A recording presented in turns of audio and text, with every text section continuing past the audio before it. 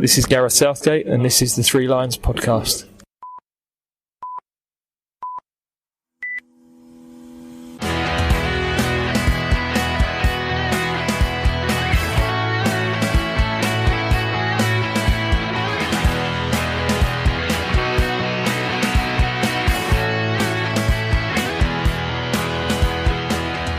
Hello and welcome to the Three Lions podcast, and welcome to 2020, a year that will hopefully see England put to bed 54 years of hurt by lifting the European Championship trophy on home soil, Wembley Stadium, Sunday the 12th of July. My name's Russell Osborne, and as I said, Happy New Year to you. I am your host of the Three Lions podcast. Now, this is a short one. It's a short episode to see the new year in. Now, as regular listeners will know, I like to pay my respects to England players who have passed away. 2019 saw the passing of Gordon Banks, Ivor Broadis, Tommy Smith and Bert Moseley, all who had worn the Three Lions. Then, on the 21st of December, Martin Peters, one of England's greats, joined the great list in the sky, aged 76. Now, I'm sure you'll have read many obituaries for Martin, but I'd like to add my own words. He'll always be known for scoring in the World Cup final of 1966, and had Germany not scored in the last minute of the game, and had it not gone to extra time, then he would have been the one to have scored the winning goal. Born in 1943 in Plaistow, Essex, Martin won 67 caps for England during an 8-year span, which actually began in 1966. His debut only in May of that year against Yugoslavia, and his second match saw him score his first goal against Finland, and shortly afterwards he made his way into Sir Alf Ramsey's final selection, alongside West Ham teammates Geoff Hurst and Bobby Moore. Alf Ramsey actually said of Peters that he was 10 years ahead of his time.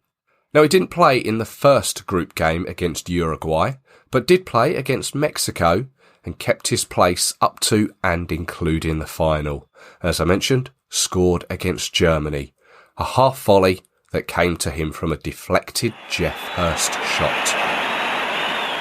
England piled on the pressure. Bobby Charlton inspired a movement which, with just a little more luck, could have put England in the lead. It's there! Peters has scored! For the Wembley thousands and the millions at home, one thought: victory. England, spurred by their 2-1 lead, played like a team inspired to clinch a win. He went on to score 20 goals for England and also went to the 1970 World Cup finals, again scoring against the Germans to put us 2-0 up. However, he was substituted later in the game and Germany went on to avenge their loss of 4 years earlier. Peters' last goal came against Scotland in 1973, and his last game also against Scotland a year later in 1974. Now, his playing career saw him score goals wherever he went. Starting at West Ham, 81 goals in 302 appearances. And then in 1970, he became the first £200,000 player, switching to Tottenham, where he played 189 times, scoring 46 times. And then finally, in 1975, Norwich City paid 40 grand for him, and he went on to score 44 times in 206 games for the Canaries. Alongside the World Cup win, he lifted the European Cup Winners' Cup for West Ham and the League Cup and UEFA Cup for Spurs. And in 1978, he was awarded the MBE for services to football. Martin Peters is the fifth member of the 1966 winning side to have passed away, following Gordon Banks, who died earlier in 2019 in February, Ray Wilson in 2018, Alan Ball in 2007, and Captain Bobby Moore in 1993. The 2020 New Year's Honours list has been announced, and like Martin Peters gaining his MBE, this year's list features Lionesses legend Jill Scott, who was awarded the MBE, but for services to women's football. Aged 32, she won the first of her 146 England caps back in 2006, making her debut against the Netherlands. She then went on to pass Peter Shilton's 125 caps and become the highest England appearance maker. She said of her MBE, "There's been tough times. I remember going away on an England camp when I was 14 and never got selected then for 4 years. It was really difficult because a couple of my teammates were also being picked.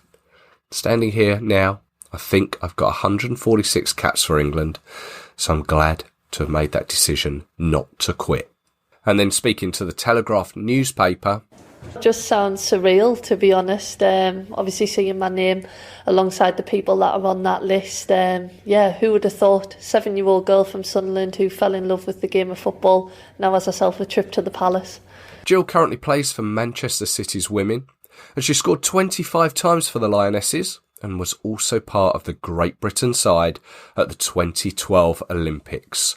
So huge congratulations to Jill, and hopefully a few more caps to be added to that England tally.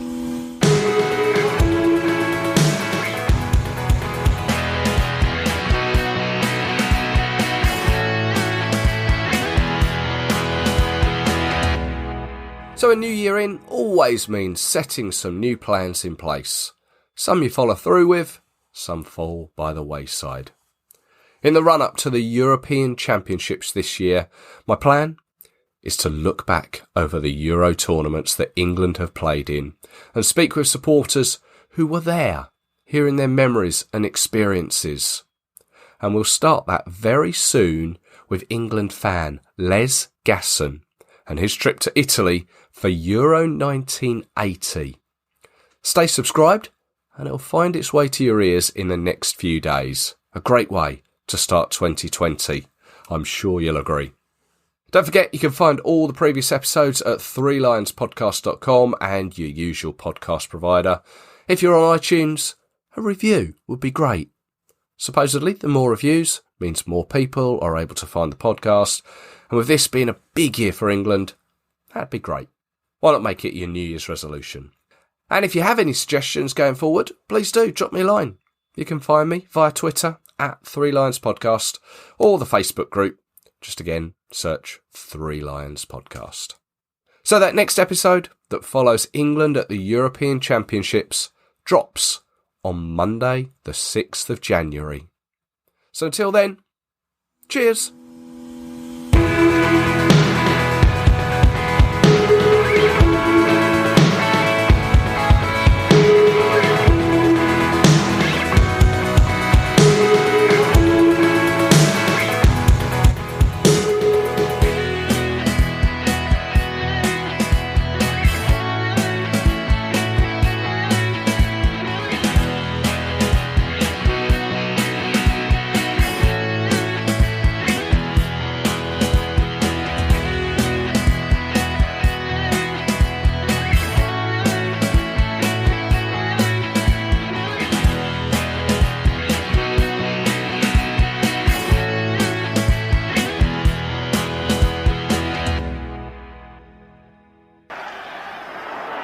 Hurst.